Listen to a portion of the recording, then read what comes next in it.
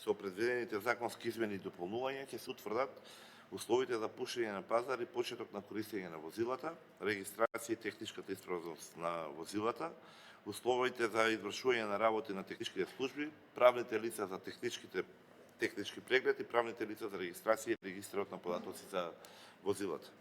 Целта на предложените измени и дополнувања е да се прецизира постапката за добивање на овластување на правното лице за вршење на технички преглед на возила, да врши продолжување на регистрацијата и се предвидува основ за донесување на подзаконски пропис со кој поблиску ќе се уреди вршењето на работите за продолжувањето на регистрацијата на возилата. Овие измени и дополнувања ќе обезбедат ефикасен надзор од страна на надлежните институции да се спречат можни злоупотреби.